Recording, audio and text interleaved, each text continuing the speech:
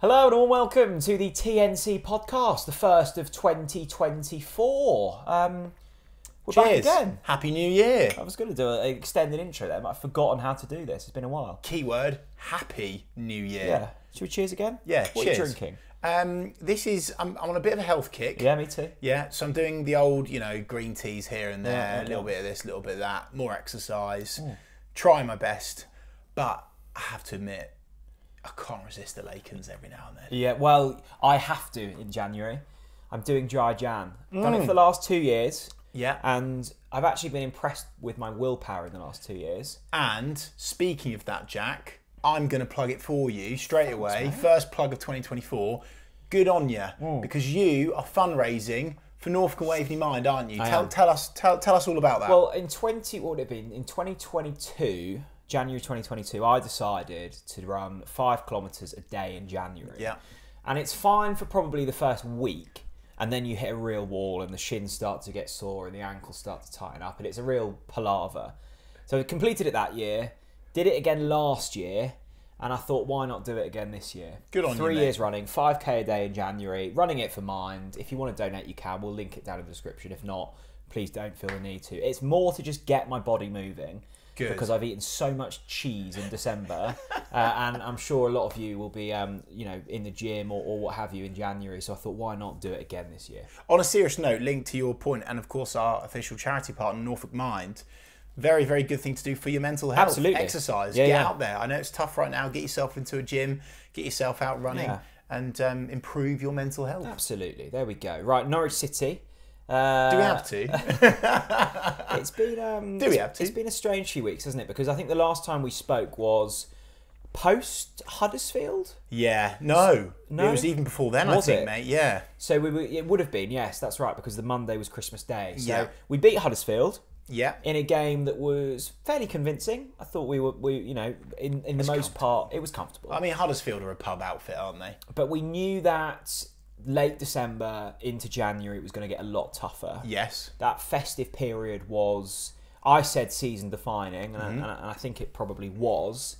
But going into that, it felt like we were maybe moving in the right direction. Performances, I wouldn't say were improved, but they probably the looked results better. were there. The results were there. Probably looked improved because of the opposition. Yes.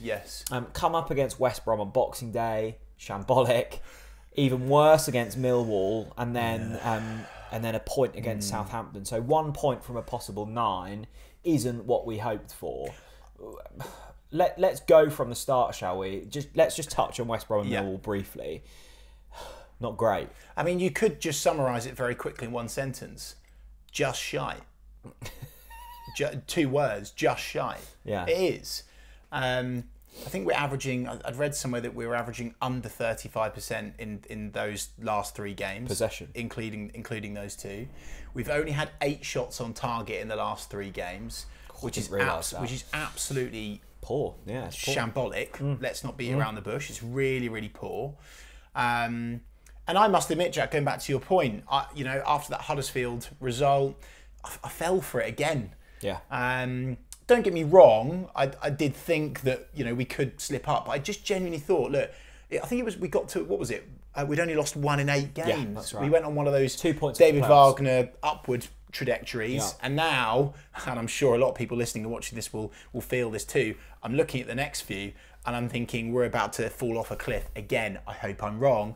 But we've been here, we've done that. I fell for it. I thought we'd turned the corner. I just looked at the way that we dominated Huddersfield, but actually, I have to maybe jump with the quote-unquote 20% here and say, actually, we should have been sceptical there. It was Huddersfield. They are a pub team. They were shambolic. They didn't. I mean, Angus Gunn may as well have had his deck chair out. He didn't really need to do anything in that game, did he? Really? I tell you did he do anything in that game? No. He didn't do anything. I tell you who I love, that really, really tall striker that came on for them. Can you remember? Yeah. Who was like, definitely should have been playing basketball. Absolute unit. He was huge. Yeah. I always think it's nice, isn't it, when a year comes to an end to reflect on what's happened. No, but it's not nice reflecting on I this think it's year. important. David Wagner at the weekend, or Monday, chalked up his 50th game in charge of Norwich City. This is how it reads. Okay. Managed 50, won 19, drawn 10, lost 21. If you're into symmetry, scored and conceded will satisfy you. 70 apiece, 67 points from those 50 games. I mean, I knew it was bad, Chris, but that's really bad. Just 19 wins from 50 games. It's a poor record with the quality of players that we've got, and I know people debate that. Fourth highest wage bill in the Championship. I know people debate that a lot, but to come down from the Premier League and to be performing like we are with a good handful of experienced international players is simply not good enough. The facts are there, the writing's on the wall. I feel, again, as always, I feel for David, nice bloke, got his moral compass in check, and is a very, very good man manager, and all the players really respect him and like him. It's just there, isn't it? The data is there to say we are not able to get the best out of these players. It's a questionable at best, if you want to use that word, record. It really, really is. And as I've already alluded to, and naturally you could say there, wins, losses and draws, they're relatively equal, aren't they, right? And so that just epitomises the flip-flop of, consistency. We just seem to never be able to stay consistently good. We are just consistently average to poor. And I think consistency is a good word there, because, consistency in results is one thing. Yeah. But I still don't think that Wagner knows his system. I still don't think he knows the best squad almost, and that's concerning, because particularly in the last 2 weeks, definitely on New Year's Day, he's basically got a full squad to pick from now. Like, we definitely cannot use injuries as an excuse. Of course, yeah. And I just looked at definitely, well, all three actually, including Millwall, which was probably the worst of the three.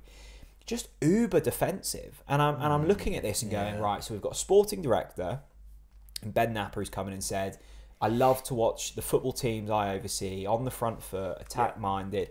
Wagner said that when he came into the football club. I was about to say. And he said it on the TNC podcast, and he said it publicly. He wants his side to be attack-minded. I don't want to watch boring football. He's got the players to do that. He's got some incredibly talented attacking players. And what we saw against West Brom, Millwall and Southampton, 2 away games where it looked like we would have been happy with a point. Yeah.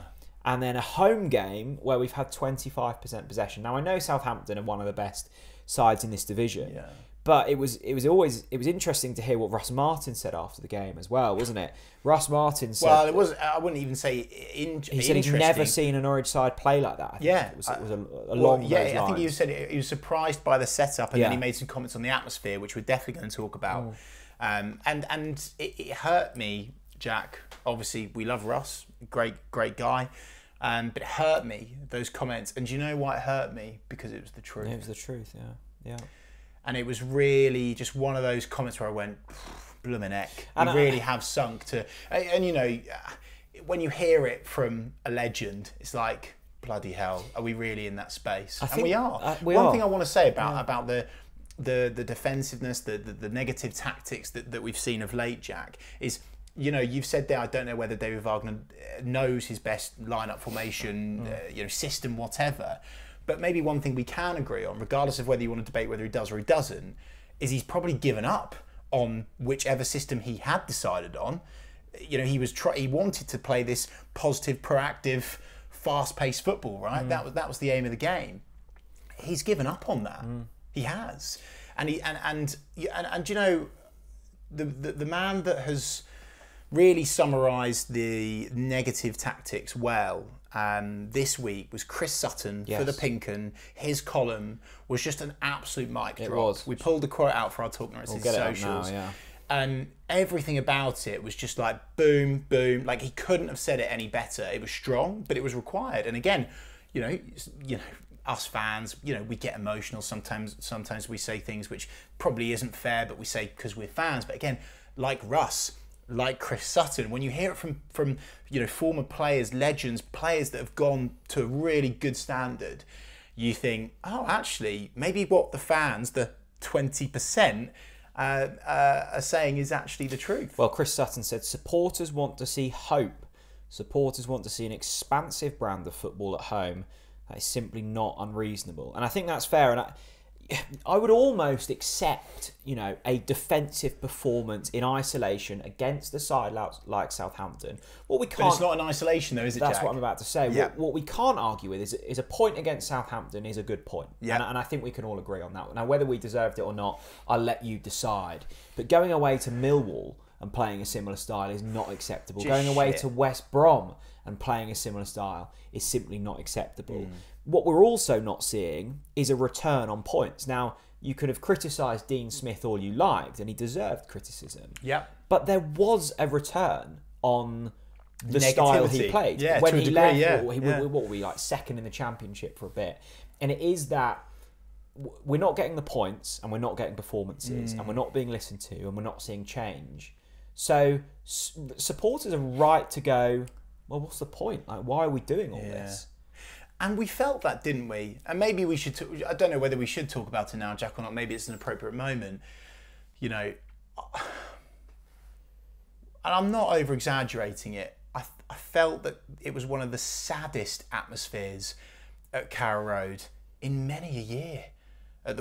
On Monday, on New Year's Day, it was apathetic. I know that some people internally, they disagreed with that comment. It's not apathetic because people are still turning up, and I would really strongly disagree with anyone that says it wasn't. That first half, it was like standing at a funeral. It really was. Like everyone just stood, like just accepting of it, like bored. There was people around me, and I saw on social media as well. There was people that were tuning into the darts because they were so bored. Lots of people. They were just, sod this. I'll watch. What's his name? Littler. Luke Littler. Luke Littler. And that's just damning, isn't it? The atmosphere was so poor, and I'm actually not criticising the supporters. It just speaks volumes. But this is the first step, Jack. Okay, because we've done the anger thing. The fans did the we want Webber out, we want Wagner out, and there was little murmurs of it from the Snake Pit when we went a goal behind on New Year's Day. But actually what is now set in is the rot of apathy. Supporters are attending, but that's not the end. Because if we continue to set up as we are, if we continue to play the brand and style of football, the passive performances that we're putting in, people will start voting with their feet. And I really don't want to be dramatic or want to try to be positive, but we will see drop off in attendances very soon, Jack, I think, if they stick with Wagner. Ultimately, we are stuck in this state of limbo. It's very evident to me, at least anyway, Jack, keen to get your thoughts on this, that the club, quote unquote, namely the man that makes that decision now is Ben Napper. He doesn't want an interim manager. He doesn't want another sticky plaster solution. He wants to hire someone for the long term, and ideally they want to cling on to David as long as they can. But I think the longer that they do, the worse it's going to be for supporters. But I think the key word I got from that Chris Sutton quote was hope. Football fans want hope. Yes. And my perception, and I think lots of fans' perceptions of Norwich City, and it might be wrong, and I'd be interested to hear from club officials, and they're more than welcome to say I'm wrong. I think they've given up on this season. Now, I'm not saying the players have, but I'm saying that they're just going, right, Wagner's here till the end of the season. If we go up, we go up, but we'll try and rebuild in the summer and go again. That's risky. That's really risky. I know it is. I know. That's what I'm saying about the fans, because Jack. You lose Sarah, you lose Rowe, maybe Angus Gunn. I'm looking at a few more of those players and going, right, well, if they leave, Sargent, then you're rebuilding not only a managerial team, but also a playing staff. And look, Ben Napper might be great, and I'm more than willing to give him a chance. But at the moment, we've got absolutely no proof to suggest that he is capable of a rebuild at the moment. He's not done anything since he's been here, and that really concerns me. I need to challenge you on that. That is nonsense. But in terms of proof at Norwich City, nothing has been done. The fans haven't seen anything publicly. And by the way, I'm not dismissing that, because I know it's important for people to see something that's changed publicly, right? We have to remember that And I don't want people to think like I'm in a fortunate position where I've had a conversation with Ben Napper. I like the cut of his jib. I like what he's saying to me. I feel like he has got what it takes to drive this club forwards. But that's all well and good, Chris. I've had a conversation with the Atanasios about Ben Napper as well. I know, Jack. Go on. And like, I know that, you know, he's spoken to you and he's spoken to media off record. Yes. That's fine. And I'm sure he's a great bloke. I'm sure he is very talented. But if he's not doing anything in front of the media, then fans are starting to go, well, what is going on? Is he doing No. And it's a perception thing. No, oh, absolutely. And like, but the other side of the fence on that, Jack, is we did have Stuart Webber communication, which was, I'm going to say whatever the hell I want. And if I wind people up on the way, whatever. But now the challenge is for fans to try to get used to is we've now got a different type of leader at the helm that perhaps isn't so much of an extrovert in the sense of, you know, being in front of the media all the time. I think that's a positive considering where we've been, but I do understand and totally agree with the reason. I'm one of those fans that thinks, God, bloody hell, we could really do with, I guess, hearing a bit of the why, the where we're going. I mean, ultimately, fans want to know what's happening with the head coach's position, right? But the problem is, he can't come out now, Jack, and say, yeah, do you know what? Yeah, time's ticking on David. I reckon we'll bin him off as soon. Like, he can't say that. And so I do empathise with Ben Napper. I also do really feel and understand and appreciate the frustration of supporters. Again, I am one of those where we want to see visible public action of, I am doing this right now, I've done this, I get that. But we have to realise where things were with Stuart, the amount of work that needs to be done, the state of trance, paralysis, sluggishness that the club is in. It's gonna take some time to fuel up this car again, because this club has run out of fuel, Jack. We are just limping on in this season. So I really feel the frustration, and I get that fans are now like, well, you know, Ben, where are you, Ben? I get that, but the notion that Ben isn't doing anything, hasn't done anything, is an absolute fucking nonsense. I agree. It's a nonsense, but I understand why fans are getting frustrated. I agree. I think it's a perception thing.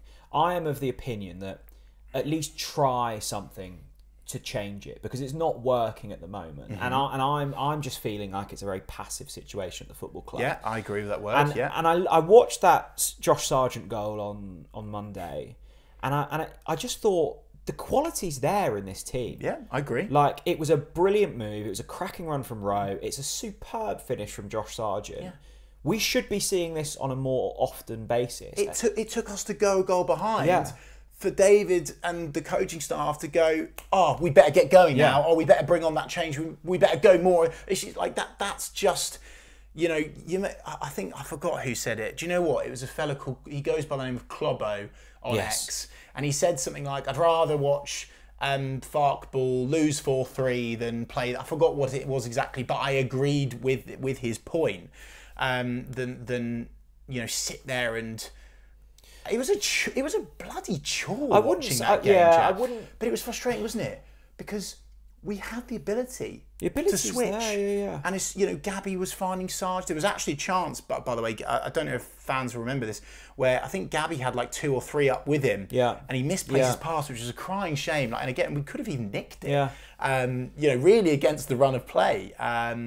It is frustrating, Jack, because those players have got what it takes to get into the playoffs. And that's the frustration for me.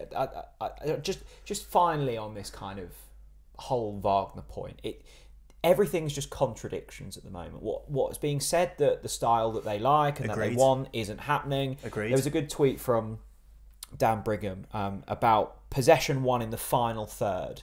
So, you know, winning the ball high up the pitch. Yes. Norwich City rank 20th in the league at that. Okay. So Wagner came in, he said he wants to, you know, play intensive style, he wants to win the ball high up the pitch. Well, we're not doing that. Yeah. We're not defending well. Yeah. We're scoring goals, but we're conceding, you know, the same amount as well. Yeah. I'd look at that, you know, look, Sargent up front, Rowe, Sarah, even Nunez. I'm just going, this team we're wasting this quality. Yeah, no, I agree. And we're going to look back I agree. we're going to look back in July and go, how on earth did we finish 14th with that team? We should have got so much more out of it. If we had a team full of pub players, I'd accept it. Yeah. But I'm not willing to accept this style of football. I would almost be willing to accept the style if it was effective in points return. But it's not that either. And I used to be of that faith. Remember, that used to be my opinion. And now I'm like, actually, no, we do need some style. That's always my slight argument when people say, and look, they're more than entitled to say it when they say, I'd rather watch us attack it and lose 4-3. I never want to lose football matches. Of course. I want to see an effective team and a manager that can transfer styles at ease. The other interesting point, I thought, listening to Canary Call after the game and a brilliant interview with Chris Gorham with Josh Sargent, Sargent seemed surprised that was the style we played.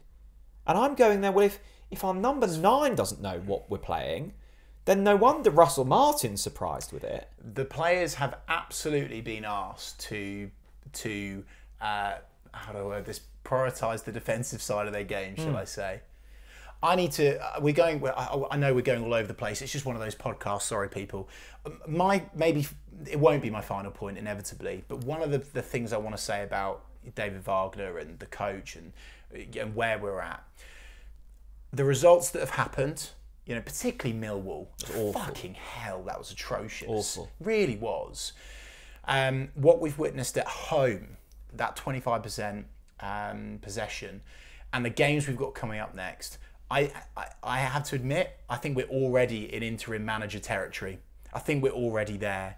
But one thing is for sure, Jack, if we lose the next 2 games, the club are gonna surely have to bite the bullet. Do you think? I think they're gonna have to, because have we not been in that position already? Absolutely, my friend. But to Wagner and the coaching staff's credit, as I've said before, a great run of results. 1 loss in 8 games. You can't argue with that. But now we're staring down that cliff face again, and we're going down that. We know it because we've done it 3 times before this season. I think we're going to be in that territory, Jack. I think they're going to have to bring an interim manager if, and I know it's an if, and I hope they prove me wrong, we lose the next 2 games. My concern with that is, and I agree, I think they have to. I don't want an interim manager. I don't want that. And by the way, Ben Napper certainly doesn't want that. He'll want to find a long-term replacement. My concern would be they knew that things weren't progressing at the end of last season, didn't do anything. They knew things weren't progressing September into October. I think it was 1 win in 10. Yeah. There's been more than enough chances to change it up. Agreed. And in good moments, post-Cardiff win, 2-week international break, nothing was done. Yeah. So people keep coming up to me and going, Jack, when's a change happening? And my response now is, I don't think it is. I think we're stuck with this until the end of the season. I think they're going to try and botch their way through it, that's for sure. Let's bring up positives. Oh, we're in tune. Positives. First one to go on. For me, and I genuinely, it was a poor game. I was happy with the point, but I went home happy because I got to see Josh Sargent saluting me in the Barclay. I am delighted to see Josh Sargent back. And you know what? Within that, what did he come on for? 20 minutes? Couple of runs in there, and I've gone, you are so much better than the rest of them. The runs, so intelligent. Just before the goal, the key for me. Just before the goal, Rowe comes on this brilliant inside run, cuts the defence, and I love that run off the shoulder from Sargent because it reminds me of Pookie. Yeah, Pookie was so good at it, and that was what he made his goals from. And the run off the defender, the finish, the celebration, and I was also with Sargent, and you might bring him up in a moment. I thought it's going to take him a while to get back up to speed. Serious injury, he's probably going to have lost a yard of pace, and he said that in his interview. He said, "I was concerned that I might not return the same footballer." Yeah, looked $1 million. The big hairy mammal. He looked $2 million. The Scottish fridge freezer. I must say, I didn't think we'd see him play for Norwich again. Because of the severity of the injury. Yeah.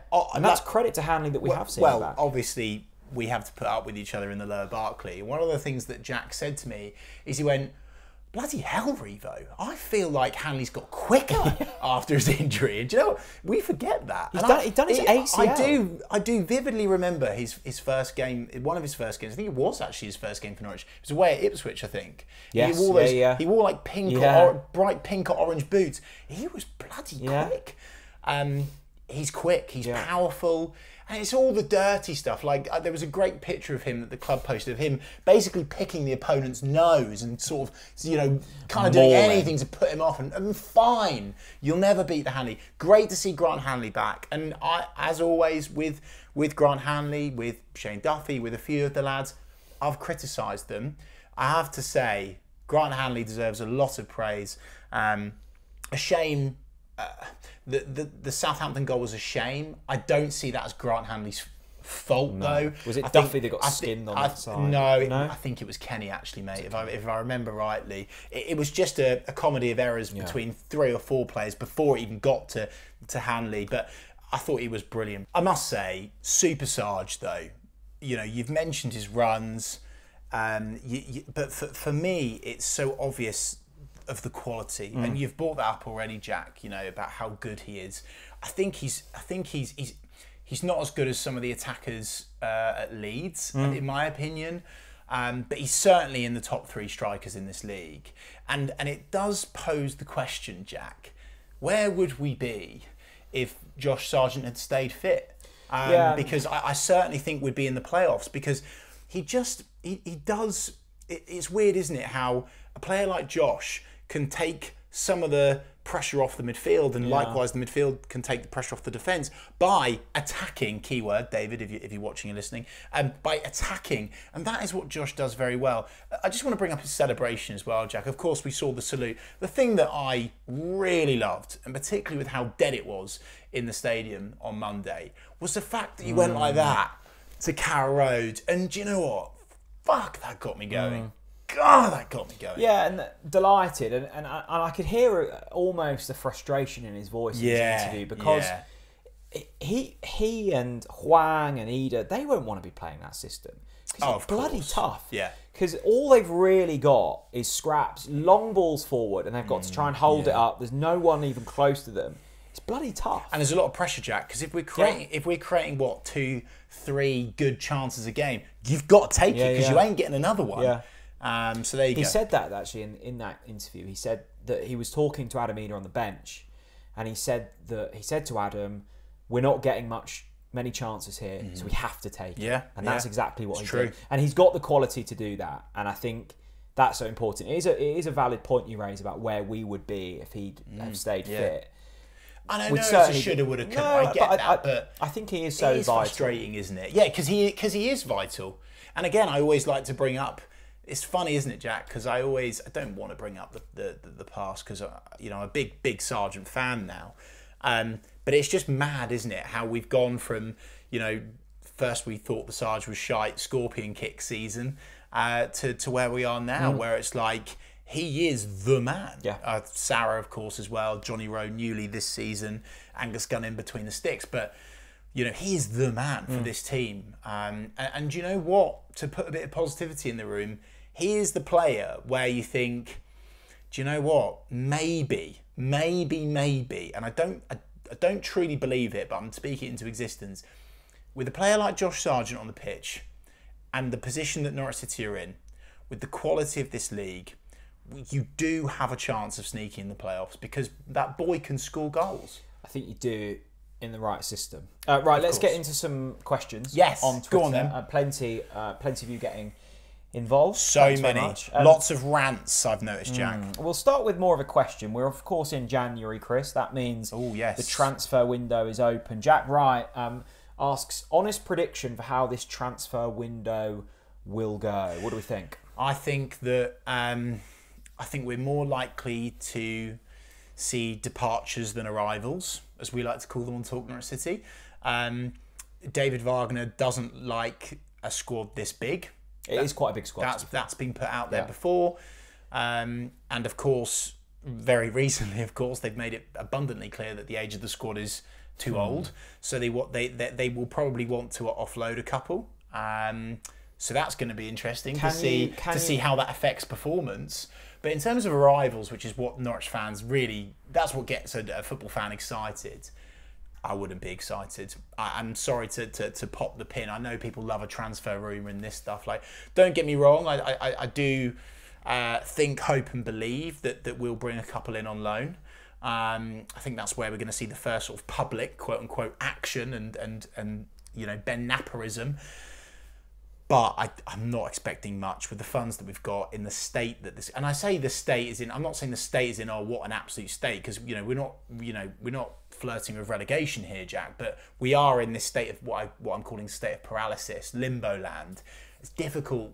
Norwich City don't, in my humble opinion, aside from the training ground, which is massive and they do deserve praise for, we don't have the pulling power we once had when we had just come down from the Premier League. That's gone.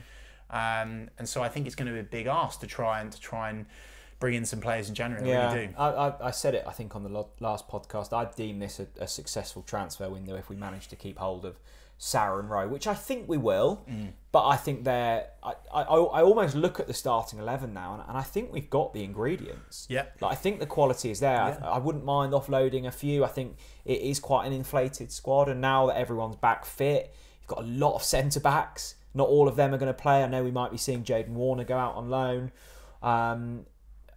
Maybe add a wide player and maybe a defensive midfielder. But equally, as you say, I don't think we've got the ability to bring in the level that we need. If you're going to go a step above what we've already got, we're a mid-table championship side playing defensive football. Like, if you're a Premier League manager wanting to send out a player on loan, it's not an attractive proposition. Just going back to your point previously, matey, around the top brass's, ambition, so to speak, and whether they have truly just given up on this season, and whether let's just get through this season. I think you'll see this in this January window. The types of players that they bring in, I think that will be a telling factor. I want to bring this up because it's a very hot topic this week from Dom Spencer. Question: what have we become when we resort to parking the bus at home in the Championship? And obviously we've spoken about Chris Sutton's comments in the Pink 'Un on this, Jack, and I actually got a bit of flack for this on social, as always, on social post-match. My instant reaction after that was, whew, that'll take that point and run against Southampton, because what was it, 17 or 18 unbeaten they'd gone, or something ridiculous like that. All of the stats said that Southampton were going to batter us. And it was negative, it was horrible, it was awful to watch. But, would you have taken a draw against Southampton before the match? Of course you would have done. And so it is interesting. But it is a statement, though, Jack, isn't it? What have we become? And that was my point. I was thinking, well, actually, it's sad.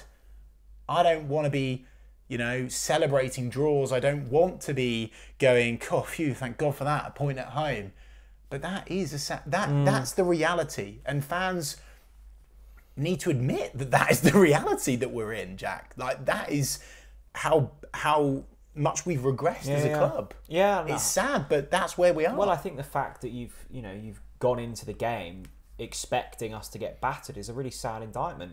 Norwich City have a huge wage bill in this division. Yes. If we are going off of wage bills, which is a far better metric to go off as opposed to transfer fees spent, we should be in the playoffs. There is no roundabout way of saying that. Yeah. We should not be going into Southampton at home expecting to get thumped. I agree with you. I think it was a good point, and I think that when we went one behind for 10 minutes, we actually looked half decent, and that was the frustration. Why couldn't we start off like that? Expectations are so low. It's incredible, but we've heard publicly the expectation for Norwich from board level this season was top 6. We are not achieving that under the current head coach. It has to change. Linked to that, Mystic Manson, OGs of TNC will know who that is. Old Mystic Manson's posted just simply, where are we going? And it's a question that all Norwich, but probably, pardon the pun, 90% of Norwich fans are asking. Where are we going as a club? And I don't blame Norwich fans for asking that question. I don't know the bloody answer, by the way. I don't know the answer. We don't have a defined playing style. We don't have an effective way of picking up points. We don't know really the future ownership, what it looks like in the kind of short term. I agree. We don't really know a lot about Ben Napper. Yeah, I agree. And I'm not saying that that's necessarily right or wrong, but there are a lot of questions without answers at the moment, and that's really unsettling. Yeah, I couldn't agree more, mate. I really could not agree more. You brought this up earlier, Jack, and I'll read out this one from Jonathan Parker, actually. He's used the same word as you, contradictions. This is a statement, I believe. This club at the moment is just built on contradictions. We have a new sporting director who has publicly spelt out his ideal vision of how we'll play, yet he keeps faith with David Wagner, who plays the opposite. The board say we're after top 6, yet seem happy with mid-table, and I can't disagree with that. Right? It is contradictions. And to be fair, Jack, I think on a lot of these we're just agreeing with you. So. Well, there's a nice point in there, Chris. Happy to be where we are, and that's the sense I get, because every single data point suggests that we're underperforming, and not only we've been underperforming for the festive period, have been underperforming for the entire season. So.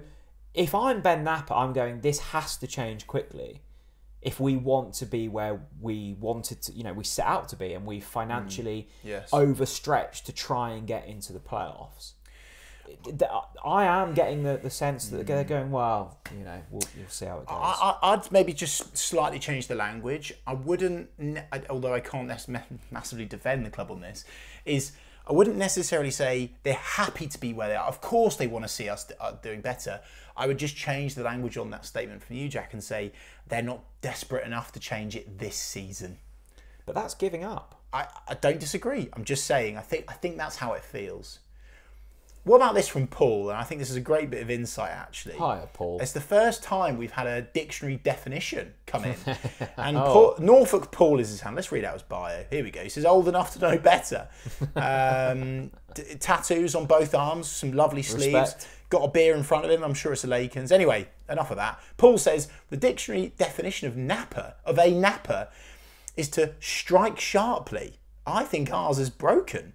He has no intention of ridding us of Wagner ball. The only positive reason I can think of for going to Norwich games at the moment is to get a couple of hours peace and quiet from the wife.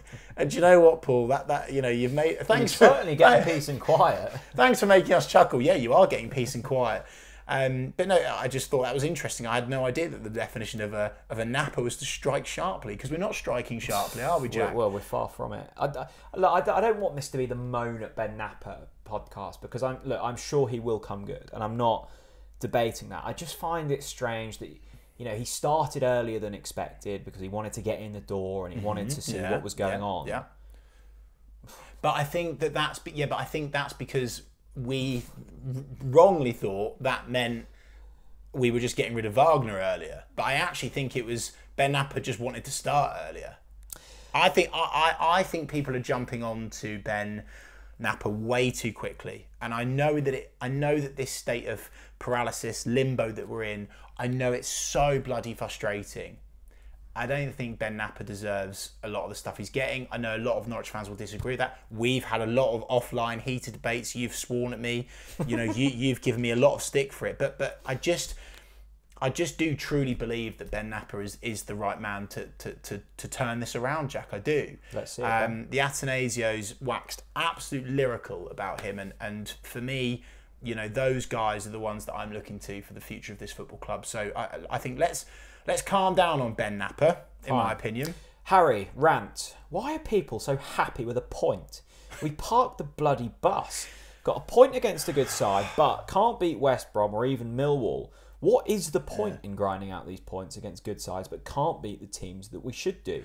Wagner has to go.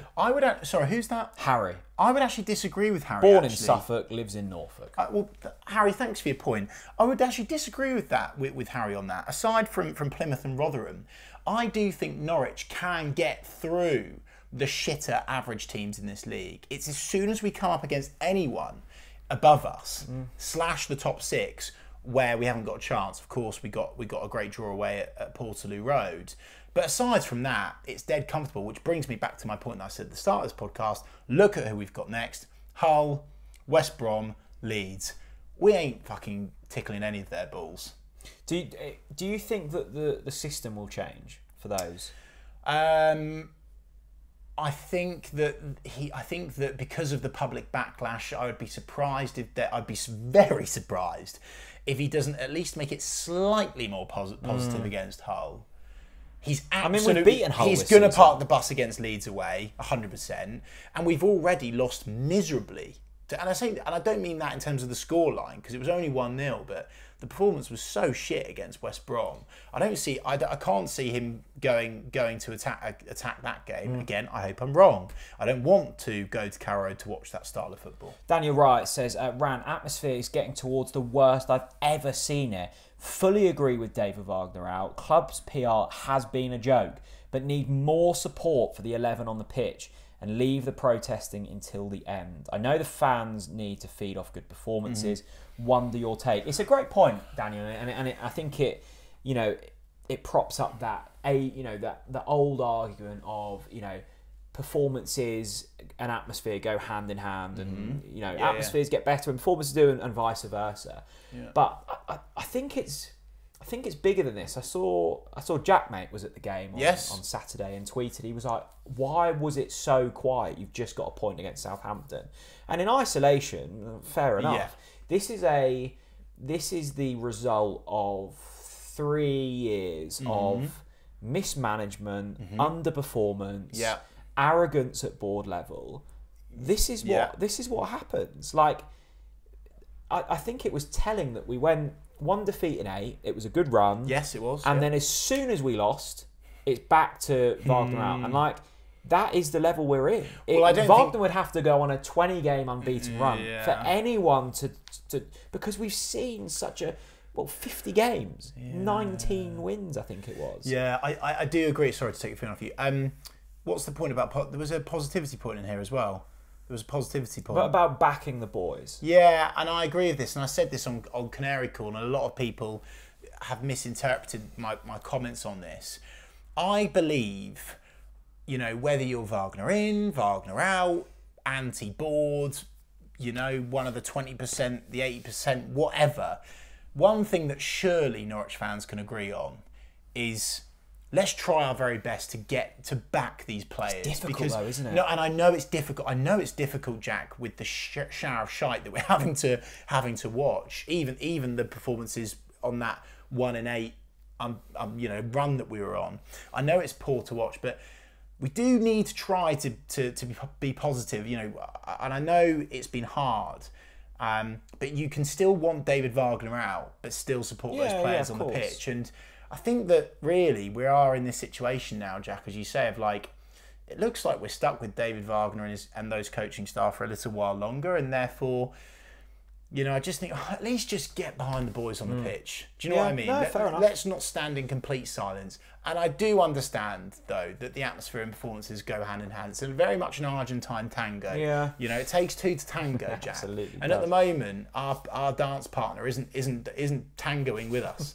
I thought it was Huddersfield, wasn't it, on the 23rd? I don't know, because everyone was festive and it had a few sort of ales in them. I thought the atmosphere that day was fairly good. It's because we were all pissed. Maybe. Well, you were. I wasn't, because I was working. And then, it's easy to say after the goal. I thought once Sargent scored, and we had a couple of half chances after, it was lively. But mate, that's why you go and attack the game. That's what I'm saying. Why doesn't he go and attack the game? I don't know. Yeah? Lots of positives around. I've got a quick one. Go on. Let's just lighten the tone. Just a little quick one from Matt Gregory, who was actually one of my favourite commenters on these podcasts. Shouldn't have favourites. Well, I've got a favourite. Matt Gregory's one of them. He says, statement, unbeaten this year. There's a positive. Very good. Will it unravel this Saturday against Bristol Rovers? We shall find out. Oh, God, no. It can't. All of the positives surrounding Josh Sargent. And yeah, I guess this is... I know we've already spoken about Josh Sargent, Chris, but maybe we should sympathise with Wagner in the fact that he has been without his best striker for the entire season. And maybe he will be the man that turns things around, because that 20 minutes when he came on, we did look a whole lot better. Absolutely, Jack, and let's do that. I just want to quickly shout out as many of the people that have been raving. There's so many raves for Sargent. Sam Pitcher, Sargent, the Norwich saviour. Jay, whose profile picture is of Josh Sargent, says, nice. Rave Josh Sargent, that is all. Ollie says, statement, USA. Finley says, rave, Sarge is back. So this, here you go, blimey. Jeffman98, question, Pookie was the GOAT. What animal is Sargent? A horse. Powerful,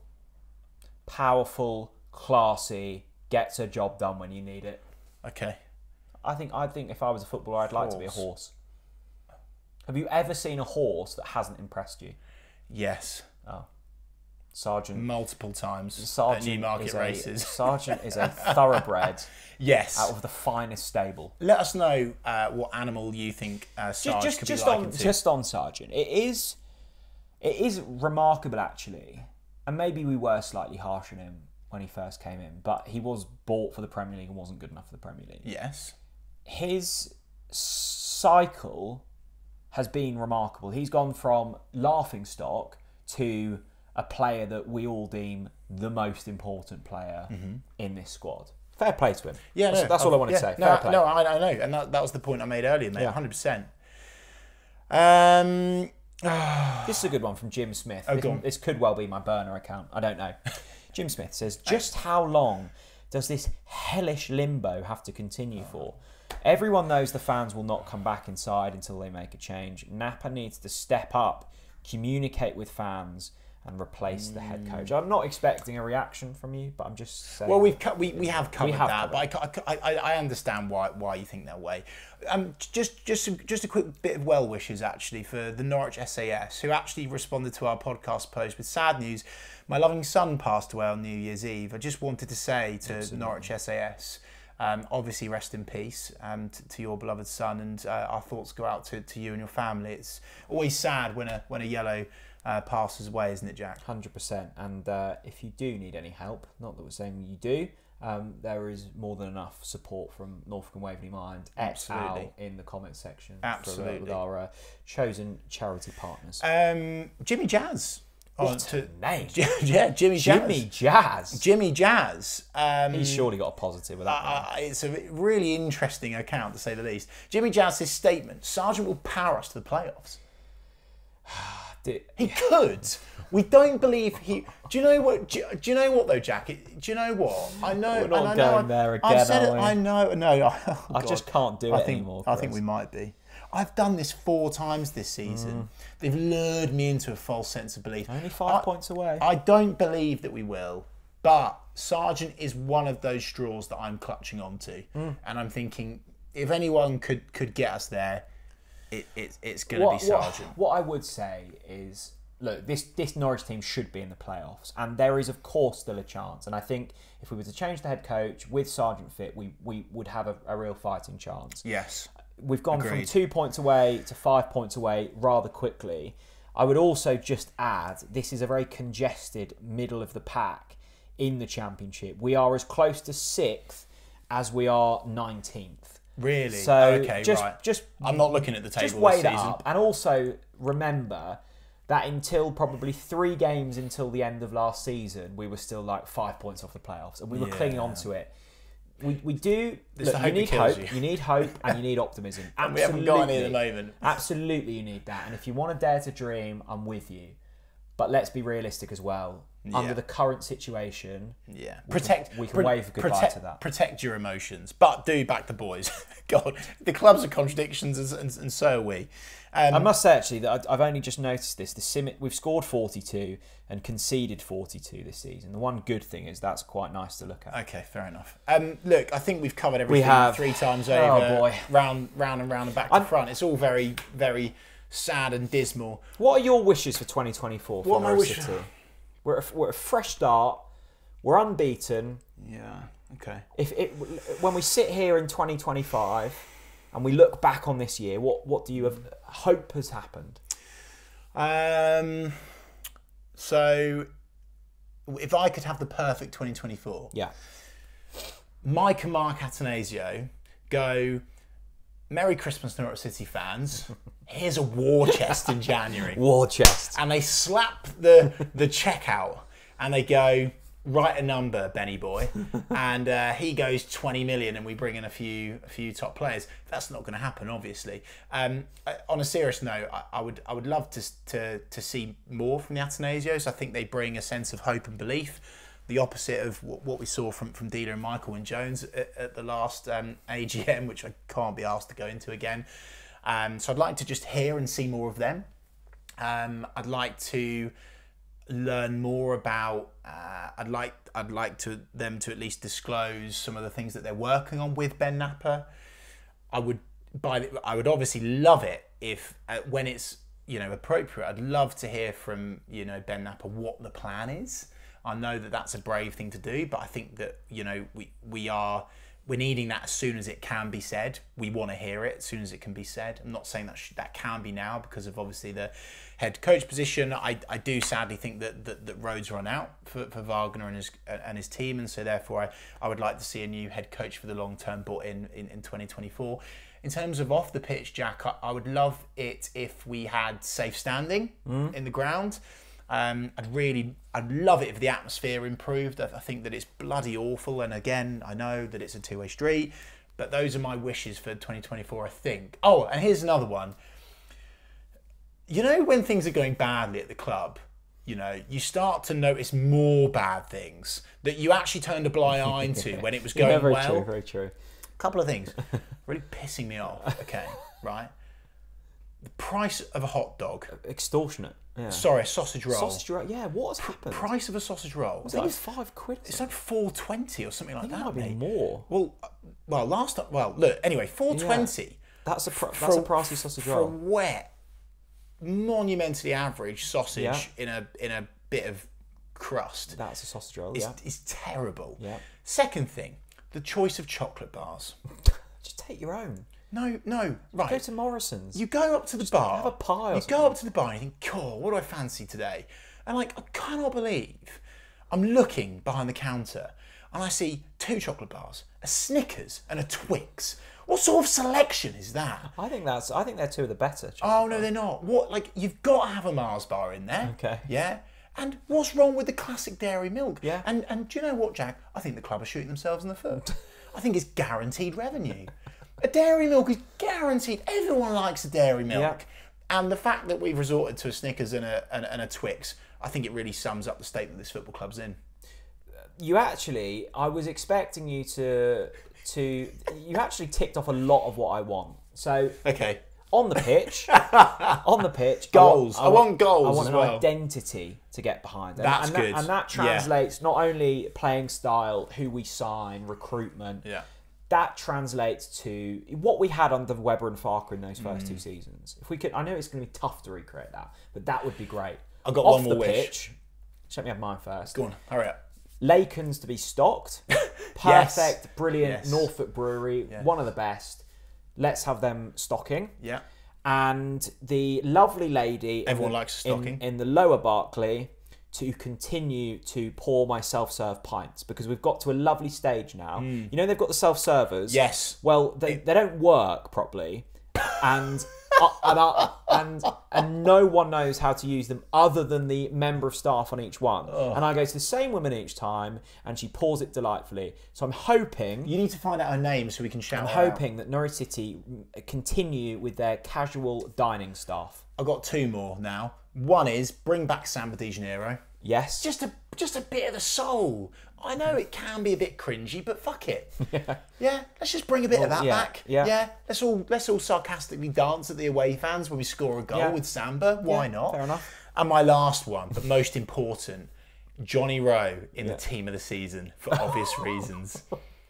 I want to see you lose a G to the big C.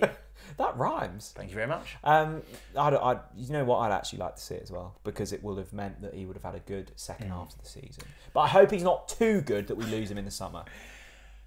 Oh God, that's going to be that. We'll leave that. I can't think about that. Thank you for watching, for listening, for supporting us in 2023. It has been. I'm sure people will be strapped in for 2024. I hope so. We've got a lot of exciting things on the horizon. 2023, although it wasn't great on the pitch, I'm really proud with our output, and I hope you felt it was balanced and fun and exciting. Yeah. We've worked really bloody hard on providing some good stuff. As I say, stay tuned in 2024. We've got loads of good stuff going on. We're doing loads more for charity. Yes. Which I'm really proud of, actually. And it's not only proud of what we've done, but your generosity has continually blown me away. Something big is coming on that front, by the way, on the charity side of things. I'm really excited for that. So let's hope that we get some goodness on the pitch over this next year. And if not, then, well, drink plenty and have some fun. My parting words are, you have to go through these shit times. You have to go through the you know that crap, you know, on a roller coaster where it's a really old one and it's a bit rickety and your head goes like that in the seat and you're like, cool, bloody hell, I feel like I feel like I'm gonna break my neck. Yeah.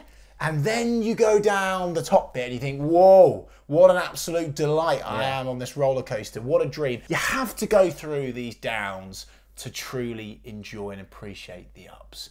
Stay together, never get personal. No. And I have got some news. We're rebranding this season, Jack. Are we? Yeah, we're rebranding to Talk Norwich Counselling. Chris, good to see you. I thought there was we may well do that.